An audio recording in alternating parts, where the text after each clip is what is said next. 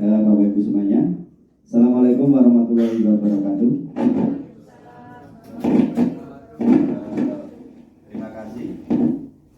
Terima kasih atas kehadirannya pada kegiatan siang hari ini, yaitu desiminasi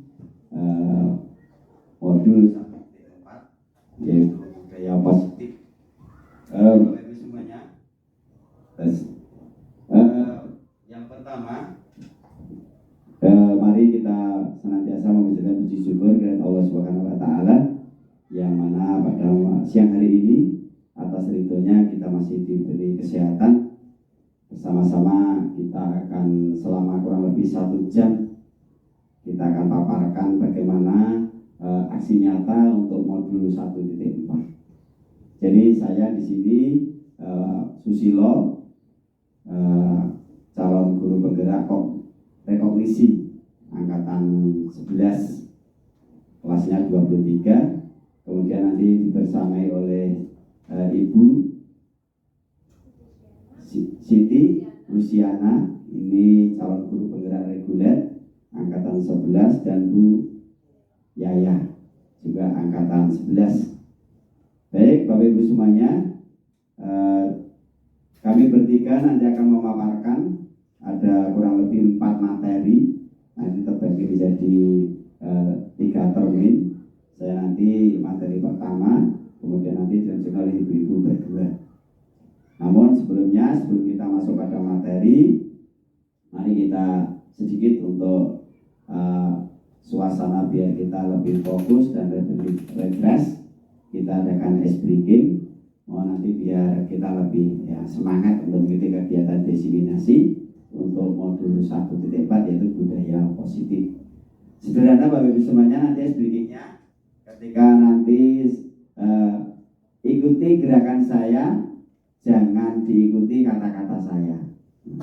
Ikuti gerakan saya, diabaikan gerakan saya. Ikuti gerakan saya, diabaikan kata-kata saya. Misalkan seperti ini, tangan di depan,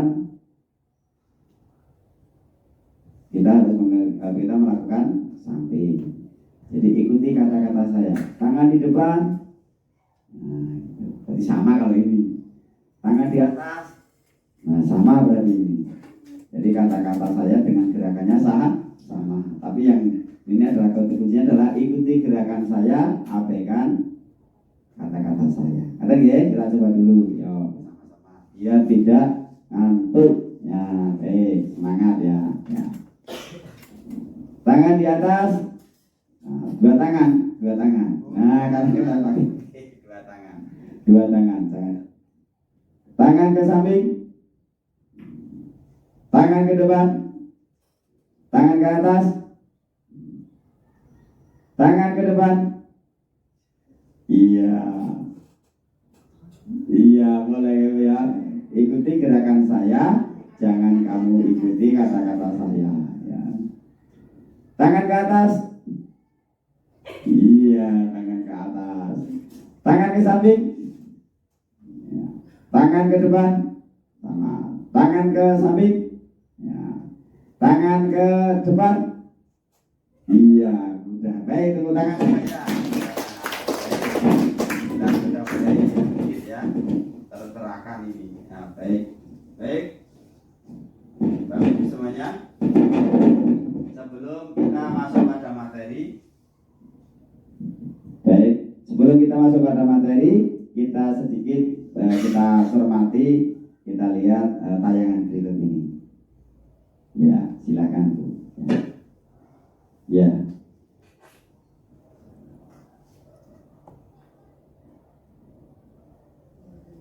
Ya, baru loading ini.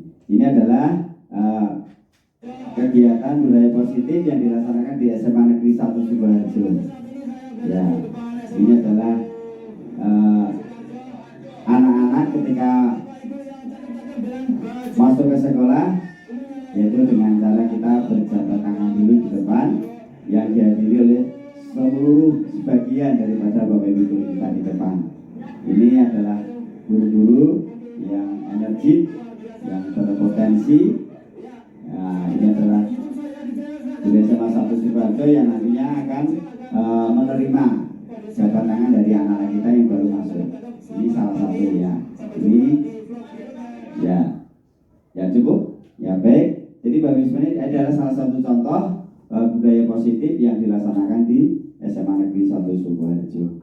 Baik Bapak Ibu semuanya, materi kita adalah budaya positif, disiplin positif, dan nilai-nilai kebajikan. Secara garis besar, jadi budaya positif ini adalah budaya yang dilaksanakan, diterapkan di SMA 1 Sukoharjo.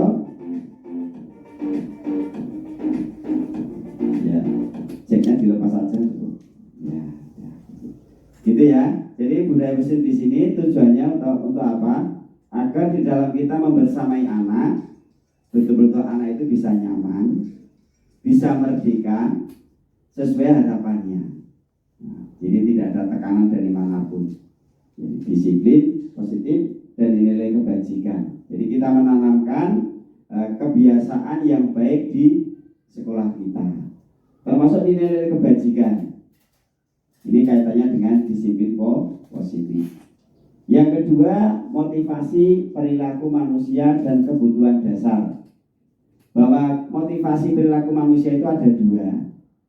Yang pertama adalah motivasi intrinsik yang ada pada diri kita sendiri, ini yang paling kuat, yang sangat dominan. Yang kedua ekstrinsik. Jadi ada dua. Motivasi dua ini saling berkesinambungan. Ketika ada motivasi intrinsik yang sangat kuat, akan berpengaruh terhadap apa yang kita lakukan. Dan yang dari luar ekstensi inilah yang akan memperkuat, yang akan membersamai daripada kebiasaan positif yang ada pada diri kita. Kebutuhan dasar manusia itu apa saja? Contoh, kesenangan. Ada 5 itu.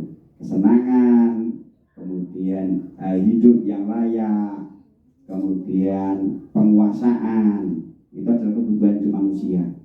Asal keduanya, ketiganya, kelima itu terpenuhi, maka akan tercipta suatu budaya positif yang baik, ditambah dengan motivasi intrinsik dan motivasi ekstrinsik. Kemudian yang ketiga, posisi kontrol, keyakinan kelas. Posisi kontrol kita sebagai Pak Guru ataupun tenaga pendidikan itu ada beberapa, ada 5 ya. Peran guru satu sebagai pembuat kesalahan. Ini yang sering kita jumpai. Contoh seperti ini, kita praktekkan aja ya. Misalkan ada anak yang terlambat. Apa yang kita tanya kepada anak? Pertama apa Bapak Ibu? Ketika ada anak terlambat bagaimana? Pertanyaan kita apa? Kenapa terlambat? Nadanya seperti ya? Jarang ya. Kenapa terlambat di? Pertama langsung ngegas dulu ya. Kenapa terlambat kamu? Sehingga anak merasa bersalah. Ini posisi kontrol. Tidak boleh itu. Kalau dalam pendidikan tidak boleh. Kalau kita memberi bersaing anak harus betul-betul menggunakan posisi kontrol itu. Nanti ada 5. Pembuat rasa bersalah itu harus kita hindari. Contoh seperti tadi. Misalkan Bu Basana, ini aja. Lihat ada 5 ya, saya terangkan dulu ya posisi kontrol itu. Yang pertama sebagai pembuat rasa bersalah. Yang kedua, nama penghukum, sebagai penghukum. Oh kamu itu sering terlambat, penghukum dia. Kemudian yang ketiga sebagai teman. Sebagai teman, yang paling bagus sebagai manajer, paling bagus. Harapannya seperti itu. Paling tidak sebagai teman, paling tidak sebagai pemantau, kemudian sebagai teman dan manajer itu yang paling bagus. Jangan sampai sebagai penghukum maupun pembuat rasa bersalah. Seperti ini contohnya. Nanti kita coba aja. Ya, coba Mas yang pada sana, Mas apa? Coba kamu katakan kepada anak yang terlambat, guru sebagai posisi kontrol sebagai penghukum. Bagaimana contohnya? Penghukum. ada yang terlambat. Kata-kata apa yang pas untuk pertanyaan kepada anak itu? Penghukum. Nah.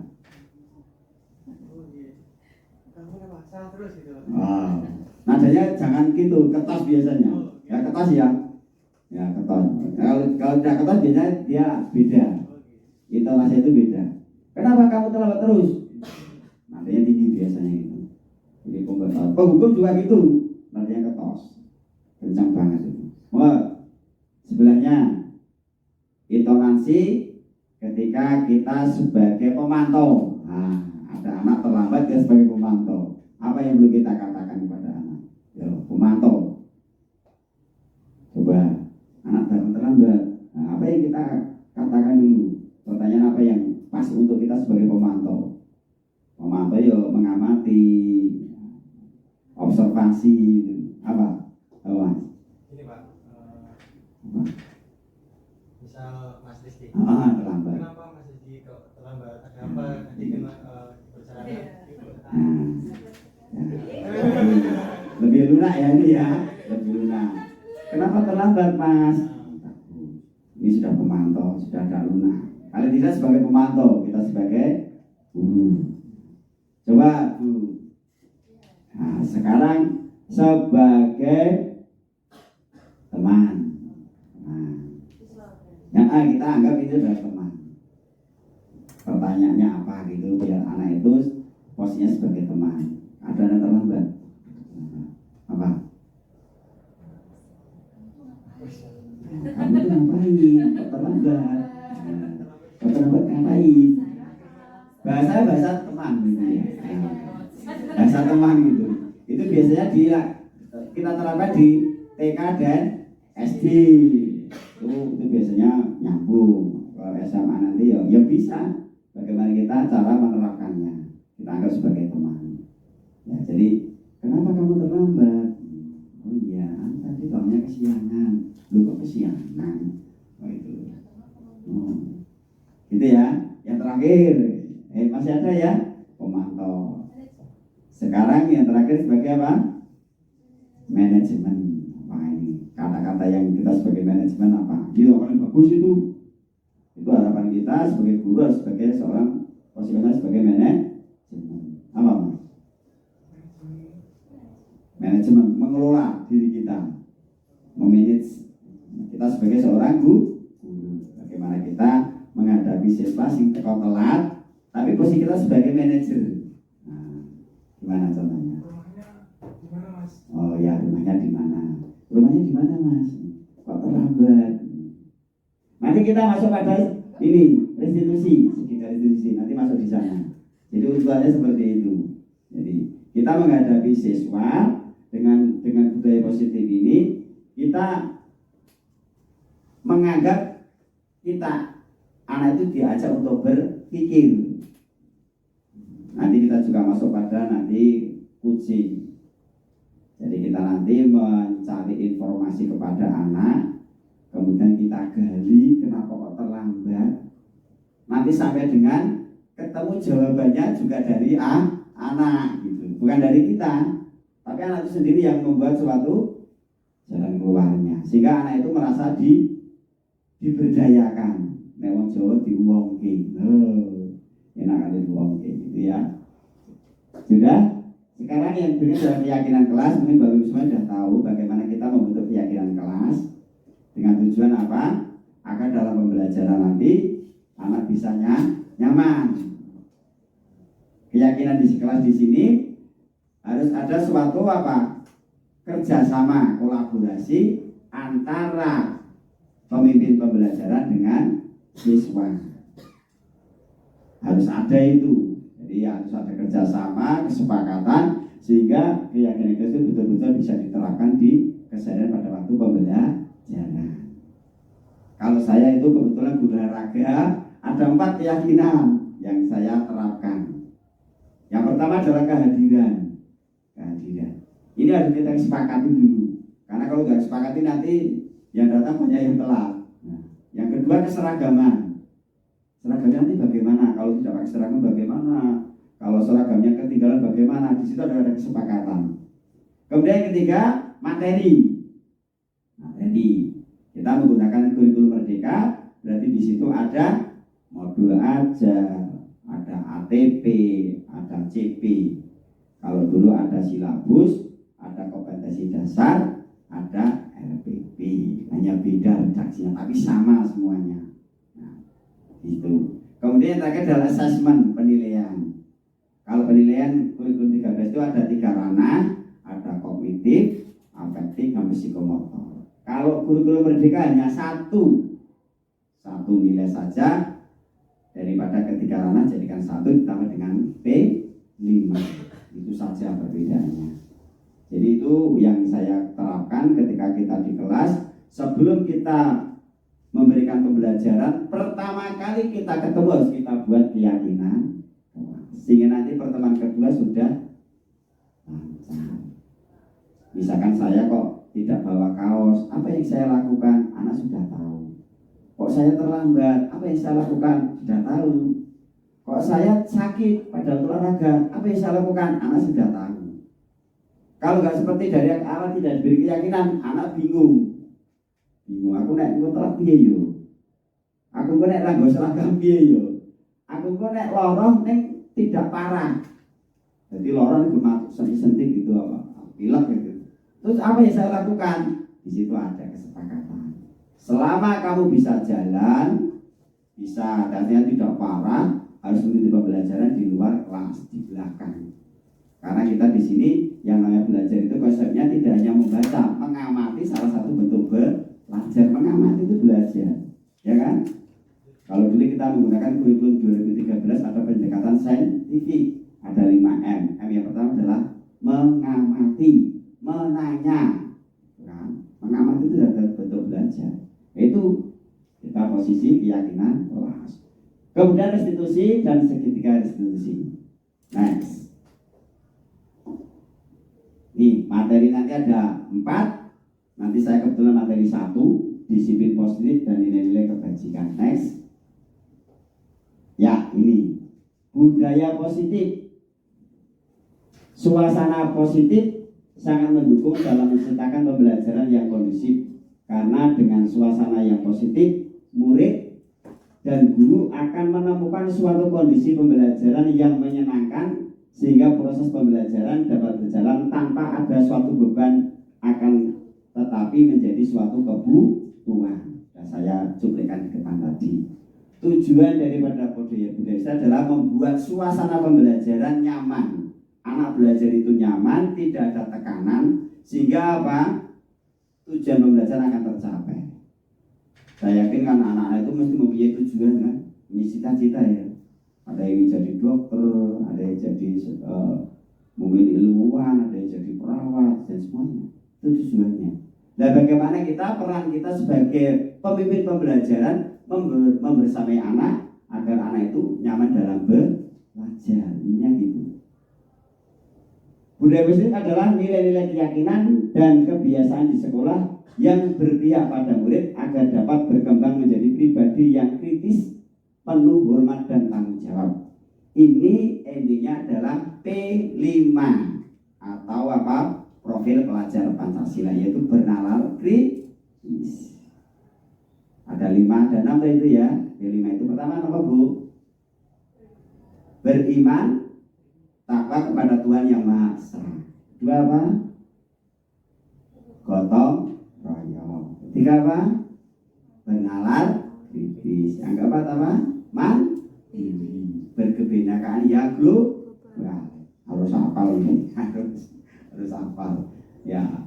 Nah ini ya. Jadi Bapak Ibu semuanya, dengan budaya positif ini diharapkan pembelajaran yang berpihak kepada murid bisa diterapkan sehingga anak itu di dalam belajar menjadi nyaman, menjadi senang, tidak terbebani. Gitu. Next. Ya. Lanjut saja. Ya. Terus lanjut. Ya. Lanjut. Ya ini kita masuk di sini aja, poinnya aja. Kita lanjut, kita lewati.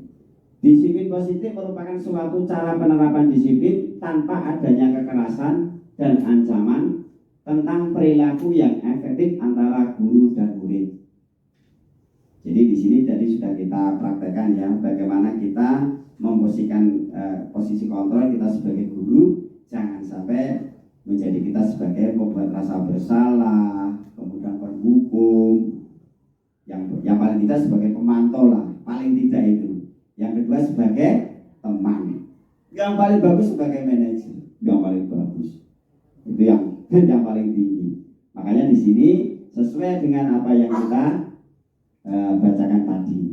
Dalam penerapan disiplin positif, murid diajarkan untuk memahami konsekuensi dan perilaku mereka. Selain itu, disiplin positif juga mengajarkan murid bertanggung jawab serta memiliki rasa hormat dengan lingkungan.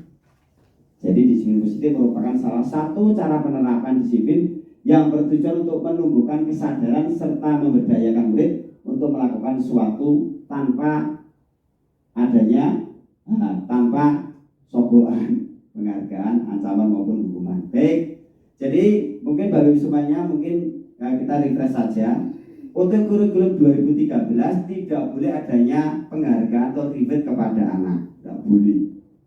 Contoh misalkan juara 1 kasih buku, tidak boleh. Juara 2 kasih uang, tidak boleh. Rewardnya dalam bentuk apa? Motivasi, penguatan, semangat untuk meraih masa depan. Termasuk hukuman juga nggak boleh.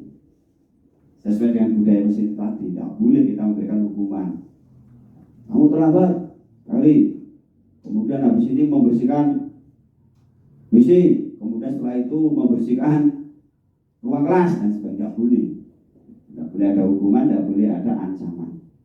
Itu ya, kita berikan kita bersama anak sesuai dengan kemampuan yang dimiliki, kompetensi yang dia miliki. Ya, lanjut. Ya, nilai-nilai kebajikan. Ya, ini adalah sifat-sifat positif manusia yang merupakan tujuan mulia yang ingin dicapai setiap individu. Nilai-nilai tersebut bersifat universal dan lintas bahasa, suku bangsa, agama maupun latar belakang. Nilai-nilai kebajikan pada Profil Pelajar Pancasila ada 6 tadi sudah kita bahas. Tidak hanya ini, nilai kebajikan itu banyak sekali sumbernya. Ada di situ kebersamaan, ada 6 itu, ada 6 sumbernya. Salah satu adalah Profil Pelajar Pancasila. Ya, ada kebersamaan, kekeluargaan, gotong royong, banyak sekali. Tapi yang di sini yang kita ambil adalah yang dari Profil Pelajar Pancasila. Beriman, bertakwa kepada Tuhan Yang Maha Esa dan berakhlak mulia. Jadi harapan kita anak-anak itu mempunyai apa? Mempunyai karakter yang beriman. Beriman itu hanya percaya bahwa Tuhan itu ada. Kalau kita lebih spesifik, tidak hanya percaya, tetapi mengikuti apa yang menjadi perintah dan menghindari apa menjadi larangan. Yang lebih spesifik lagi tidak seperti itu aja, lebih dalam lagi apa? Selain hanya mengikuti, mentaati semua yang ada aturannya dan meninggalkan dari yang ada larangannya. Tidak hanya seperti itu, menjalankan apa yang menjadi perintah. Kalau kita sebagai murid ini kan harus sholat itu. Kalau ingin beriman harus sholat 5 waktu, itu yang lebih spesifik lagi. Sampai berakhlak mulia, jelas ada korelasinya, hubungannya. Ketika anak kita itu mempunyai sifat beriman yang baik, pasti nanti ada katanya dengan akhlak mulia pasti, karena agamanya sudah. Yang kedua, berkebinekaan global. Artinya anak-anak itu bisa menerima akan keberagaman teman kita. Teman kita ada yang sampai dengan gotong royong, mandiri, penagih dan kreatif. Itu Bapak Ibu semuanya materi untuk saya untuk sesi pertama. Jadi silakan nanti kita bersama-sama kita terapkan bagaimana budaya positif di SMA Negeri 1 Sukoharjo itu bisa berjalan dengan konsisten. Sekian, terima kasih. Dilanjutkan dengan pemateri yang kedua. Monggo.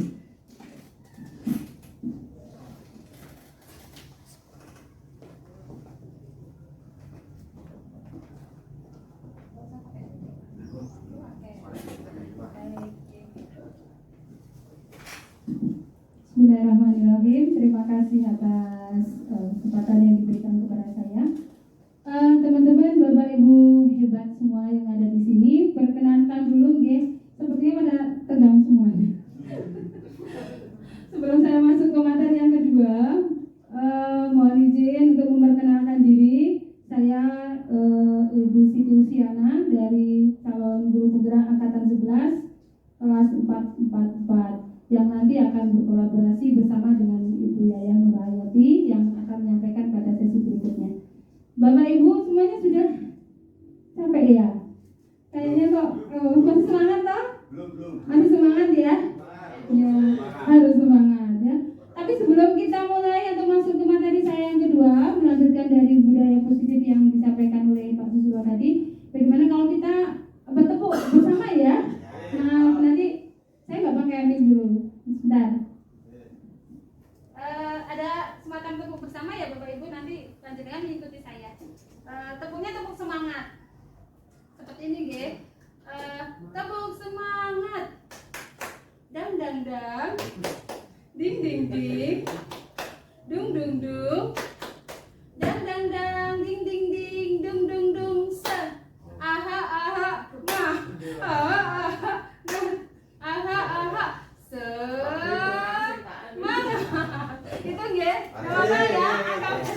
Mau duduk apa sebenarnya? Mau berdiri duduk ya boleh. Kalau ya, kita mulai bersama biar tidak sepaneng ngantuk, nggih, lebih fresh gitu nggih. Kita mulai 1, 2, 3. Tepuk semangat. Dang dang dang. Ding ding ding. Dung dung dung. Dang dang dang. Ding ding ding. Dung dung dung. Aha aha. Nah. Aha aha. Nah. Aha aha.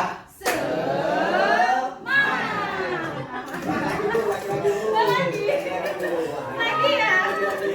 Apa ya? Oh ya, boleh. Biar nggak dingin kan aslinya dingin ini. Ya, ayo. Once more ya. Are you ready? Okay. 1, 2, 3, go. Tepuk semangat. Dang dang dang. Ding ding ding. Dung dung dung.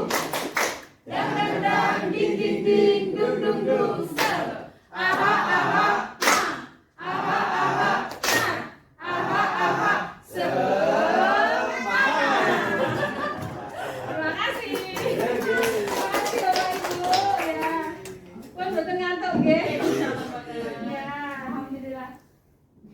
Baik, melanjutkan materi tentang budaya positif yang kedua.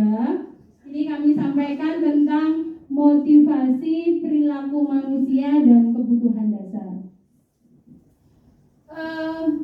Baca ngos-ngosan ini karena habis semangat nih, saking semangatnya ya. Jadi motivasi perilaku manusia. Kenapa di sini kami menyampaikan tentang motivasi perilaku manusia dan kebutuhan dasar? Ini sangat berhubungan sekali, Bapak Ibu ya. Berhubungan sekali dengan budaya positif atau disiplin positif yang kita terapkan di sekolah dan di lingkungan kita. Motivasi itu sangat mempengaruhi bagaimana nanti mereka bertingkah laku, ya bagaimana mereka bersosialisasi di sekolah dan juga di lingkungan sekitarnya. Nah, motivasi sendiri itu apa? Coba kalau kita lihat sendiri motivasi itu apa? Apa nggih Pak nggih motivasi itu? Apa Mas menurut panjenengan apa Pak? Bapak? Oh penyemangat, nggih. Penyemangat juga Pak nggih. Penyemangat. Kemudian Pak kok Pak Mas nggih. Nggih, Mas nggih. Situ. Iya, betul. Apa Mas panjenengan Mas motivasi ini? Mental psikologis. Oke. Ya, mental psikologis siswa. Betul. Ibu Anissa? Motivasi ini apa Bu? Menurut panjenengan? Dorongan untuk melakukan sesuatu. Ya, betul. Betul Mbak Nisa. Pak Rizky juga betul. Jadi Pak Damar juga ya Pak ya tadi ya. Betul sekali. Luar biasa semuanya bisa aktif di sini. Jadi motivasi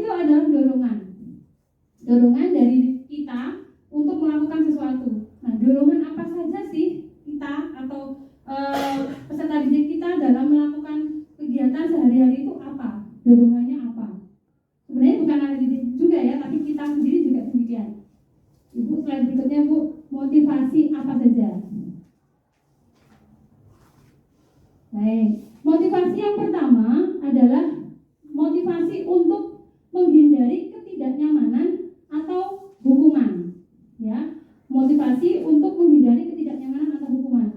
Jadi kalau kita melakukan sesuatu, tetapi atas dasar, ya, karena dorongan nanti kalau aku itu tidak melakukannya dapat hukuman. Nah, itu motivasi perilaku manusia yang pertama, dapat hukuman gitu ya. Terus yang kedua, motivasi perilaku manusia yang kedua yaitu untuk mendapatkan imbalan dari orang lain atau institusi. Jadi anak didik kita melakukan kegiatan karena ingin mendapatkan imbalan, ingin mendapatkan reward. Betul gitu nggih? Biasanya kan ada juga ya, sometimes kita juga merasa seperti itu kalau melakukan satu hal pasti ada something that we want to gain gitu ya. Ada sesuatu yang kita ingin dapat, atau yang kita ingin dapat imbalan, dapat door prize ya, seperti itu. Nah, itu motivasi kita yang kedua. Nah, motivasi yang ketiga adalah untuk menghargai diri sendiri. Nah, kemudian dari ketiga motivasi tersebut, untuk menghargai diri sendiri, untuk mendapatkan imbalan dari orang lain, untuk menghindari ketidaknyamanan atau hukuman, ini bisa kita kategorikan ke dalam yang pertama, untuk menghindari hukuman itu termasuk dalam motivasi eksternal. Jadi motivasi ini kira-kira sudah dari kita sendiri apa bukan? Kalau misalkan dapat hukuman berarti kan dari orang lain ya, dari luar ya, berarti itu termasuk motivasi eksternal begitu. Sama halnya juga yang kedua tadi, kalau kita mau mendapatkan imbalan, mendapatkan reward, berarti motivasi melakukan kegiatannya adalah motivasi dari luar atau dikenal dengan motivasi eksternal. Dan yang terakhir, yang tadi ya, ternyata motivasi untuk menghargai diri sendiri. Aku ini butuh, ya, aku ini pingin seperti yang saya mau lakukan. Yang namanya motivasi dari diri itu, aku mau melakukan ini karena saya mau seperti itu, berdasarkan dari diri sendiri. Nah, itu namanya motivasi internal. Nah, dari ketiga motivasi ini loh, sebenarnya perilaku budaya positif yang ada di sekolah kita itu tujuannya adalah memupuk adanya motivasi ekstrinsik apa intrinsik. Untuk budaya positif itu yang ekstrinsik apa intrinsik? Intrinsik, betul. Jadi ingin menumbuhkan motivasi dari dirinya sendiri untuk berbuat baik di sekolah, untuk disiplin di sekolah, untuk berkarya di sekolah, untuk belajar di sekolah, untuk bekerja, Bapak Ibu juga di sekolah, itu karena menghargai diri sendiri, tidak karena imbalan, tidak karena hukuman. Oke, berikutnya next slide. Oh ya, next slide-nya. Oke. Kemudian, nah seperti ini ya. Jadi motivasi perilaku manusia seperti yang sudah saya sampaikan di depan tadi, tujuan dari disiplin positif itu adalah menanamkan motivasi yang ketiga, yaitu menanamkan motivasi untuk menghargai dirinya sendiri dengan nilai-nilai yang mereka percaya. Ya, saya ingin jadi A, saya ingin jadi sesuatu, maka saya harus belajar di sini bukan karena Pak Guru nyuruh saya, bukan karena nanti saya dapat hadiah, bukan karena nanti Bapak Ibu itu ngasih hukuman karena saya nggak kerjain tugas, tapi real betul dari dalam, gitu ya. Yang diharapkan seperti itu, sehingga tadi seperti yang sudah dipaparkan di depan, bahwa disiplin positif yang kita terapkan di sekolah kita itu harapannya bisa menanamkan motivasi yang ketiga, motivasi di mana mereka atau motivasi itu tumbuh dari dalam dan untuk menghargai diri sendiri dengan nilai-nilai yang mereka percayai. Berikutnya Bu. Nah, berhubungan dengan motivasi kita juga nanti akan mengenal yang namanya hukuman dan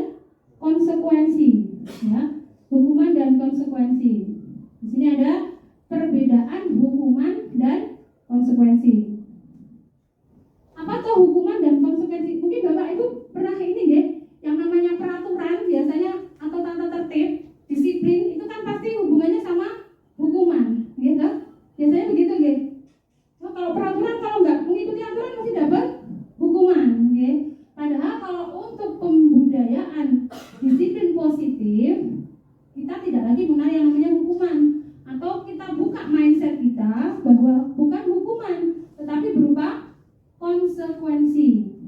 Maka konsekuensi itu timbul bukan dari peraturan. Dari apa? Kalau kita merunut ke belakang, itu karena adanya kesepakatan, keyakinan kelas. Maka ini penting bagi kami untuk berbagi bersama dengan Bapak Ibu di sini bahwa bukan sebuah peraturan yang kita inginkan, tetapi sebuah kesepakatan, keyakinan kelas masing-masing Bapak Ibu guru di sini, kemudian akan menjadi budaya di masyarakat, di institusi kita, khususnya di SMA Negeri 1 Sukoharjo ini. Begitu guys. Jadi ada semacam open mind kita ya, wawasan baru kita bahwa peraturan dan kesepakatan itu mirip-mirip sebenarnya di Bapak Ibu. Kalau peraturan biasanya kan kalau nggak pakai apa misalnya, kalau nggak pakai sepatu warna hitam biasanya anak-anak gimana? Mendapatkan hukuman gitu guys. Atau mungkin nggak pakai bed, itu anak-anak nanti akan kena hukuman. Atau mungkin anak-anak terlambat datang. Dulu mungkin ada yang harus tunggu dulu 5 menit kemudian lari dulu seperti itu, mungkin seperti itu guys. Tetapi kita harus membuka diri bahwa bukan seperti itu loh kurikulum kita sekarang gitu ya. Pembelajaran kita sekarang itu bukan itu guys. Tetapi kita lebih ke konsekuensi dan berupa atau asalnya itu dari kesepakatan atau keyakinan kelas gitu. Nah, beda tipis sih memang, beda tipis, tapi beda gitu. Nah, yang sekarang ada di sekolah kita ini berupa peraturan yang mana ada bedanya antara peraturan dan kesepakatan atau keyakinan kelas, ya. Kalau Bapak Ibu Pirsani, yang namanya peraturan itu apa? Biasanya anak-anak atau peserta didik baru yang masuk itu sudah langsung menerima janji. Ini apa nggih? Iya, jadi langsung ada ini sudah ada ini tek gitu. You tidak mau ikut ya sudah go out, misalnya gitu nggih. Atau you tidak mau ini ya sudah begitu. Tetapi ternyata wawasan baru kita adalah sebelum adanya itu dalam tanda petik namanya peraturan, we should make discussion dulu dengan anak-anak. Ya, kita gali nanti kalau masuk menurut keyakinan atau membuat kesepakatan kelas, nanti kita ajak anak-anak itu what they want to be atau what they want to do. Di sekolah itu maunya apa? Yang mau kamu impikan itu sekolah yang bagaimana? Begitu, ya. Memang ini tidak hanya melibatkan 1, 2, 3, tapi semua stakeholder di sini melibatkan wali murid dan semuanya, ya. Dan ini memang pekerjaan bersama. Tetapi ya harus dimulai dari sekarang dan dimulai dari hal yang kecil pastinya, gitu ya. Nah, kembali ke sini Bapak Ibu, untuk masuk ke hukuman dan konsekuensi. Di sini kalau hukuman itu apa itu ya? Sesuatu yang menyakitkan harus terjadi. Biasanya kalau hukuman itu terus anaknya pasti sebel, tersakiti. Tapi kalau konsekuensi memang sesuatu harus terjadi dan mereka sudah tahu ini nanti akan terjadi kalau saya seperti ini atau melanggar gitu. Yang kedua yang namanya hukuman itu membuat anak sakit fisik maupun hati untuk jangka waktu yang lama.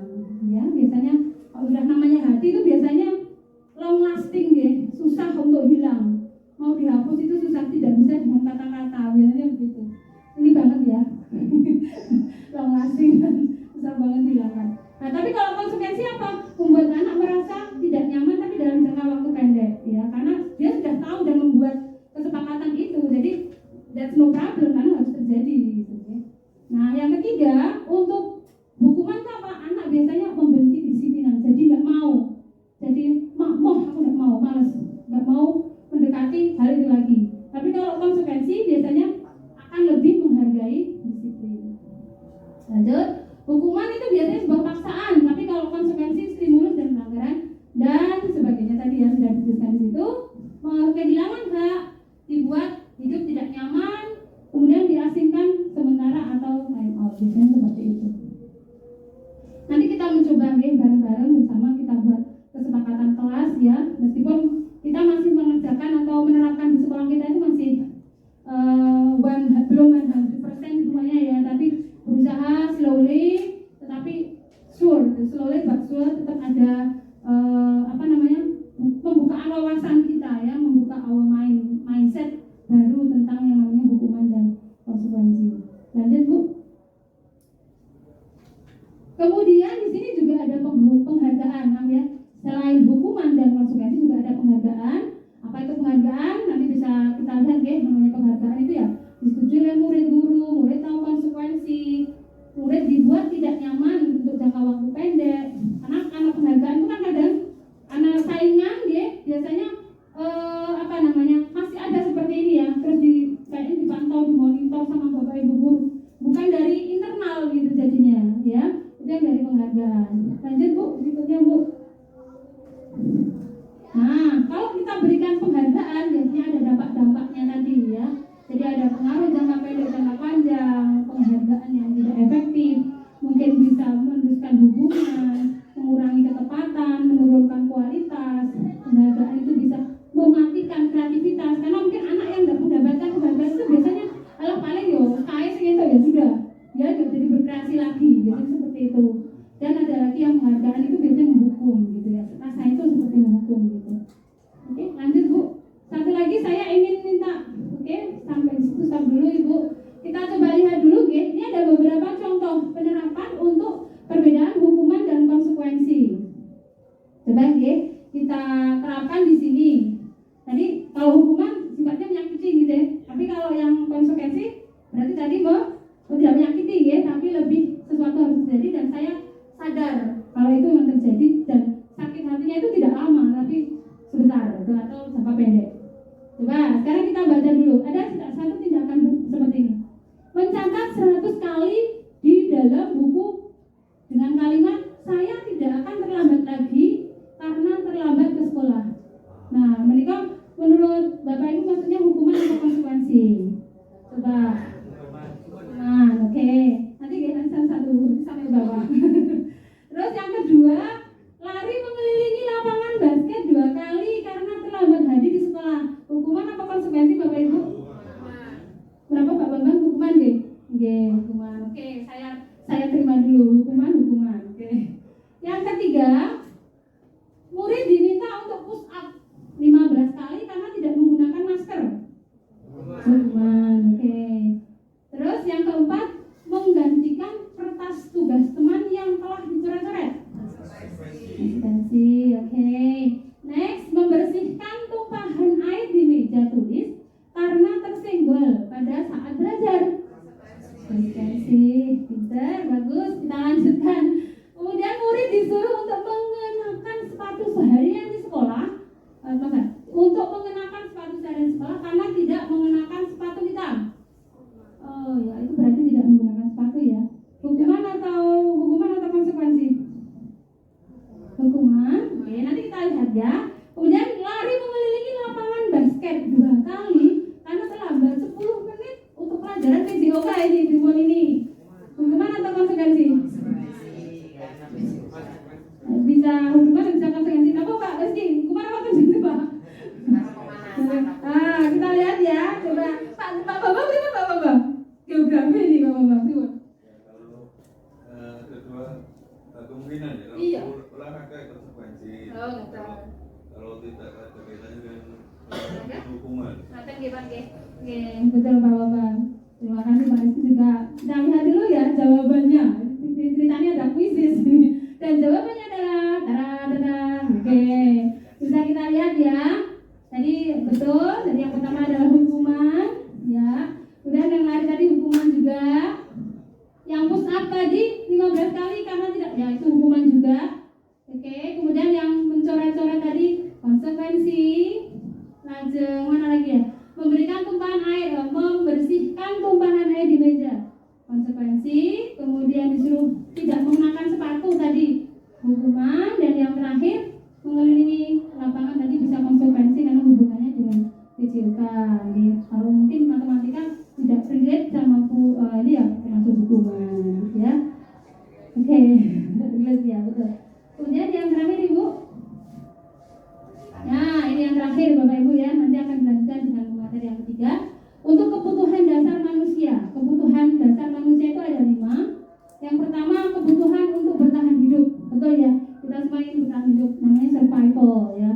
Ya, kemudian yang bersifat fisiologis untuk bertahan hidup, makan, untuk minum, kesehatan, rumah itu ya, termasuk dalam survival. Kemudian yang kedua, kebutuhan akan kasih sayang dan rasa diterima. Ini namanya kebutuhan love and self belonging. Ya,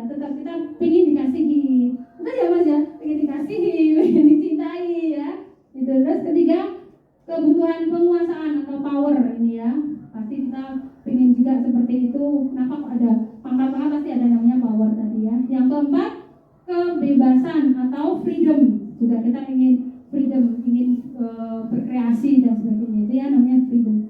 Kemudian yang terakhir adalah kebutuhan akan kesenangan, akan fun, ya, relax, akan mungkin healing, kalau sekarang hangout, healing dan sebagainya. Nah, Bapak Ibu, dari kelima kebutuhan dasar manusia ini, kalau salah satunya atau pada saat anak melanggar aturan, biasanya mereka itu sebenarnya kehilangan salah satu dari kebutuhan dasar tersebut. Jadi dari kelima dasar itu menjadikan dasar bahwa saat anak itu melanggar aturan itu biasanya mereka itu kehilangan salah satu dari kelima itu. Ya, jadi maunya anak ini melanggar aturan karena apa? Mungkin karena tidak didapatkan sebuah kesenangan atau kebebasan di rumah, atau karena kebutuhan bertahan hidupnya belum terpenuhi, pasti itu, begitu ya. Jadi kita bahas di sini karena adanya pelanggaran norma atau pelanggaran yang terjadi di sekitar kita atau di peserta didik dan lingkungan di sekolah, biasanya kelima kebutuhan dasar ini salah satunya atau beberapanya tidak terpenuhi, begitu ya. Jadi harapan saya ini bisa dijadikan pedoman bagi Bapak Ibu semuanya untuk lebih mengapresiasi pada anak didik dan juga bisa membukakan diri untuk bersama-sama membuat keyakinan kelas, kesepakatan kelas, dan bisa menerapkan budaya positif di sekolah kita. Gitu ya Bapak Ibu. Saya rasa terima kasih sudah selesai untuk pemaparan saya kedua. Ini nanti akan dilanjutkan dengan pemaparan yang ketiga dari Bu Yayah Nurhayati. Bapak Ibu, terima kasih untuk waktunya. Saya akhiri sekian dulu. Assalamualaikum warahmatullahi wabarakatuh. Terima kasih.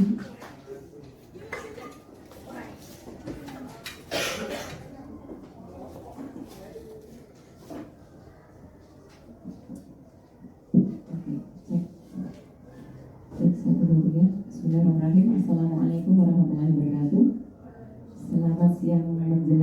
Selamat pagi menjelang siang Bapak Ibu semua. Terima kasih atas kehadiran panjenengan semua sudah meluangkan waktu di sini untuk membersamai kami di sini dalam acara pemaparan budaya positif di acara CGP. Nah, sebelumnya perkenalkan, nama saya Yayah Nurhayati, CGP angkatan 11, pengajar atau pengampu mata pelajaran bahasa Inggris. Kebetulan Bu Usi dan saya satu mapel begitu. Alhamdulillah ada temannya. Nah, untuk selanjutnya ini saya gongnya, jadi ada dua materi 3 dan materi 4. Nanti sebagai motivasi setelah ini akan ada snack yang keluar. Itu salah satu motivasi juga gitu ya.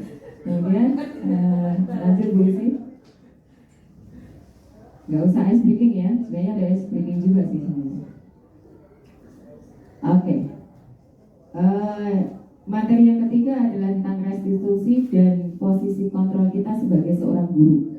Nah, restitusi di sini adalah salah satu proses menciptakan kondisi bagi murid untuk memperbaiki kesalahan mereka sehingga mereka bisa kembali pada kelompok mereka dengan karakter yang lebih kuat. Nah, restitusi ini juga merupakan proses kolaboratif yang mengajarkan murid untuk mencari solusi untuk masalah mereka dan membantu murid berpikir tentang orang seperti apa yang mereka ingin jadi, gitu ya, atau bagaimana mereka harus memperlakukan orang lain. Di sini diambilkan dari Bosen 2004. Jadi restitusi adalah salah satu cara penegakan disiplin, gitu ya, dengan membuat anak itu paham, sadar akan kesalahan mereka dan mereka bisa memperbaikinya.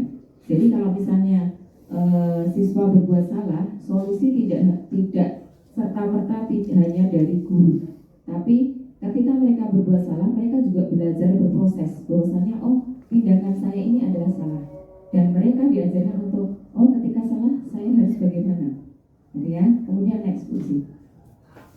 Nah, di sini sudah seperti yang dipaparkan oleh Pak Susilo, gitu ya. Ada 5 posisi kontrol yang biasa kita temui di keseharian kita, gitu ya, terutama sebagai guru. Yang pertama adalah sebagai penghukum, kemudian ada pembuat merasa bersalah, kemudian sebagai teman, sebagai pemantau, dan sebagai manajer. membuat merasa bersalah di sini sudah ada jelasannya ya. Jadi akan membuat anak itu merasa tertekan dan dia akan rendah diri, biasanya seperti itu. Kemudian ketika kita sebagai posisi penghukum itu akan membuat murid kita itu bisa jadi marah, malah akan menjadi dendam, dipendam di dalam hati gitu ya, dan mereka akan tersakiti. Kemudian untuk posisi teman, ini biasanya kalau guru mungkin seumuran tidak terlalu jauh dengan anak-anak SMA, mungkin ya bisa di posisi teman seperti ini, yaitu mengontrol murid melalui persuasi. Jadi pendekatan personal, lebih ke personal. Kemudian gaya bahasa, terutama ya gaya bahasa menyesuaikan selayaknya seorang teman. Kemudian dengan seorang pemantau, jika kita sebagai seorang pemantau biasanya adalah kita menegakkan disiplin itu, kemudian sambil kita pantau dia apakah akan melakukan kesalahan lagi atau tidak. Begitu. Kemudian sebagai manajer ini sesuai dengan yang sudah diterapkan, yaitu budaya positif ini. Jadi mereka dituntut untuk menunjukkan nilai-nilai kebajikan. Gitu ya, jadi membuat kesepakatan, keyakinan kelas, komitmen apa yang akan dilakukan gitu ya ketika berada di suatu tempat, lingkungan atau di kelas gitu. Kemudian next. Oke. Posisi penghukum di sini salah satunya bisa jadi verbal atau fisik. Seperti yang sudah disampaikan Bu Usi tadi, kalau fisik ya suruh lari gitu ya. Kemudian kalau verbal ya diminta untuk meminta maaf keliling kelas gitu. Nah ini verbal, ngomong terus kesel gitu ya. Kemudian palingan hanya satu cara guru gitu ya agar pembelajaran berhasil gitu ya. Kemudian kamu selalu salah gitu ya, mungkin mesti kue terus yang salah gitu ya. Nah itu biasanya kayak gitu penghukum. Kemudian next, membuat merasa bersalah gitu ya, membuat rendah diri gitu ya. Kemudian pandangannya akan memiliki penilaian buruk pada diri sendiri gitu ya, menyalahkan diri sendiri terus. Jadi minder kebanyakan dan tidak percaya diri. Kamu mengecewakan gitu ya, kalau kamu seperti ini terus gitu ya, teman-temanmu itu akan memandangmu itu salah terus gitu. Nah itu salah satu membuat merasa bersalah. Next, selanjutnya, kemudian teman, bentuknya bisa jadi tadi ya pendekatan personal, persuasif. Kemudian pandangannya tidak menyakiti murid gitu ya. Kemudian dapat mempengaruhi murid melalui hubungan baik. Kemudian bisa bercanda juga. Nah itu sebagai posisi kita ketika sebagai teman. Kemudian contoh, ayolah bantu ibu gitu ya, ayo say gitu ya, say gitu karena sama-sama gitu ya. Bukan say Tony Rozic gitu ya, tapi sayang gitu ya, ayo sayang, ayo gitu. Dan seterusnya. Next, sebagai pemantau.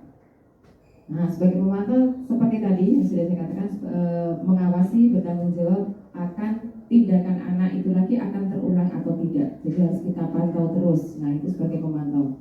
Kemudian tanggung jawabnya fully atau berpusat pada guru gitu ya dalam mengontrol murid. Itu membutuhkan pengawasan terus.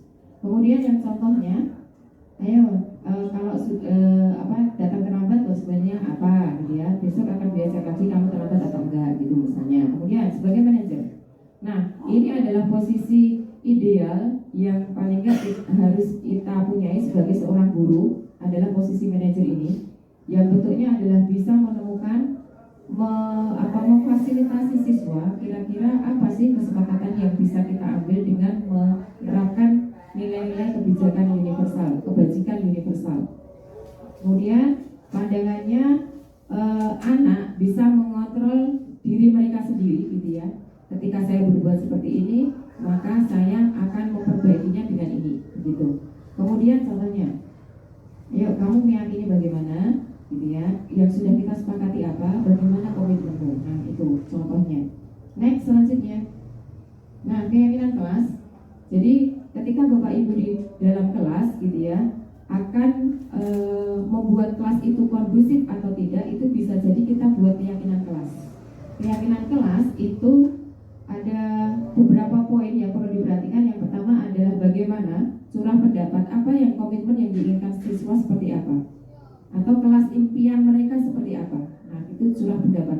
Semua pendapat kita tampung jadi ya. Kemudian susun atau ubah menjadi positif. Jadi ketika mereka tidak tidur gitu ya, tidak tidur di kelas, nah kita mengubah kata yang negatif itu, ada yang kata tidaknya, kita ubah menjadi kalimat positif. Oh selalu memperhatikan misalnya.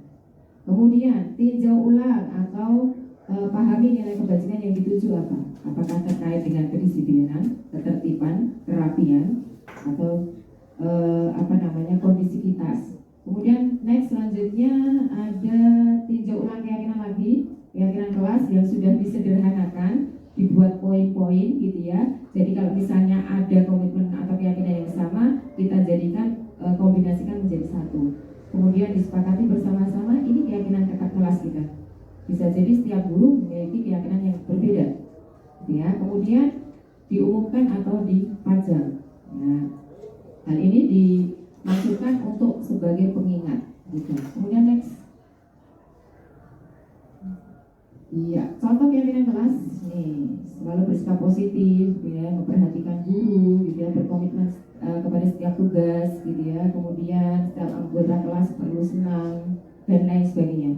Bisa dengan Bersani semua, tidak ada kalimat negatif di sini, tidak ada kata tidak di sini. Jadi semuanya, kalau nilai kebajikan itu semuanya adalah mengandung unsur kepositifan, gitu ya. Next, Lucy.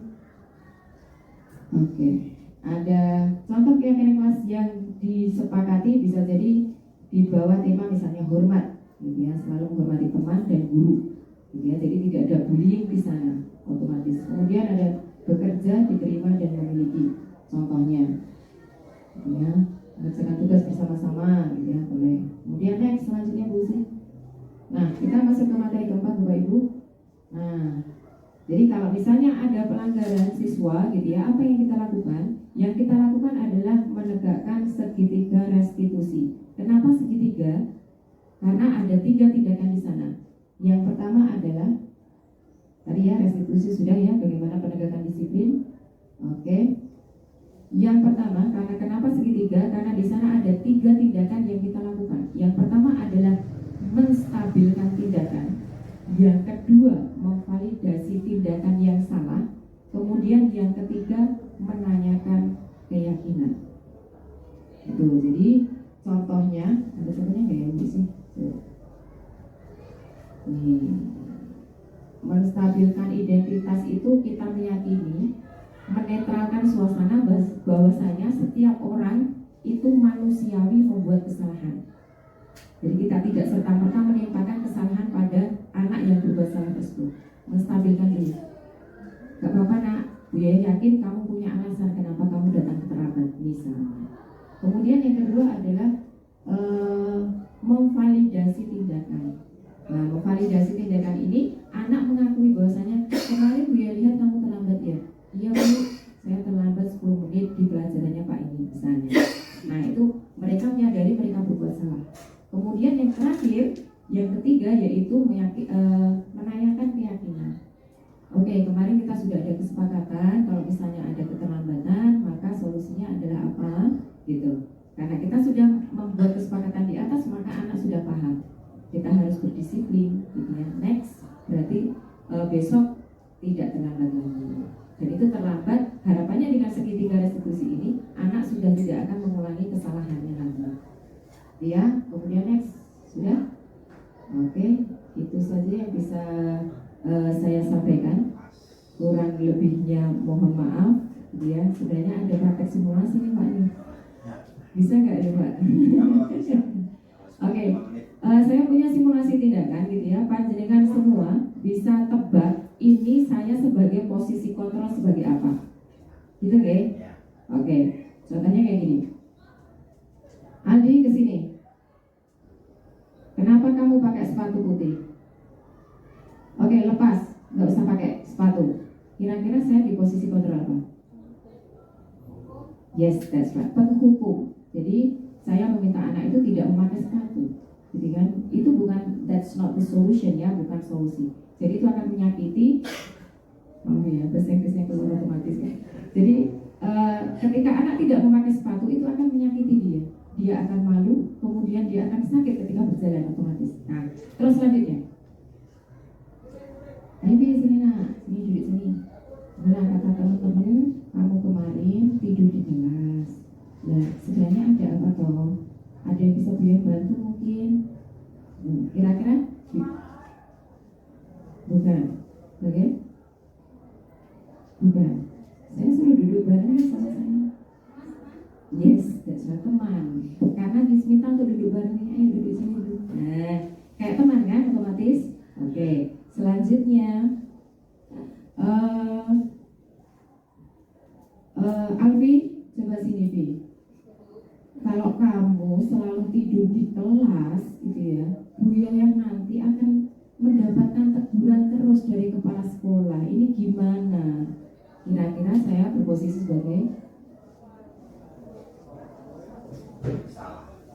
merasa bersalah karena nanti kalau kamu tidur terus Bu ya nanti akan dimarahi. Jadi dia akan merasa bersalah kalau Bu ya dimarahi, dia akan merasa bersalah. Gitu. Terus selanjutnya, Arsyan, coba kesini San.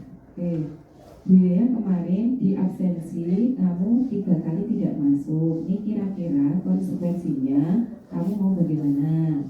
Nanti Bu ya cek kamu sudah mengumpulkan atau belum. Kira-kira saya berposisi di apa? Yes, that's right. Jadi kita memantau, mengecek apakah dia mengumpulkan tugas atau tidak. Oke, terakhir ya Bapak Ibu, otomatis sudah tahu jawabannya ya. Oke, karena yang posisi yang belum adalah yang manajer. Jadi manajer itu, oke anak-anak, anak-anak berarti banyak yang berbuat salah. Oke, Abi, boleh kesini sebentar Abi. Oke, jadi kemarin Bu ya mendapatkan teguran kalau dirimu itu pas jamnya Pak ini ke kantin, gitu ya. Nah, kesepakatannya kira-kira apa? Kalau misalnya ada Bapak Ibu guru di kelas terus kamu ke kantin. Nah, oke, betul. Jadi kesepakatannya adalah kita harus saling menghormati. Jadi tidak boleh meninggalkan kelas. Berarti kalau meninggalkan kelas kamu tidak menghormati tamu. Nah, itu salah satu posisi sebagai manajer. Oke, itu saja yang mungkin bisa saya sampaikan. Kurang lebihnya mohon maaf. Kami bertiga undur diri. Saya tutup. Wassalamualaikum warahmatullahi wabarakatuh.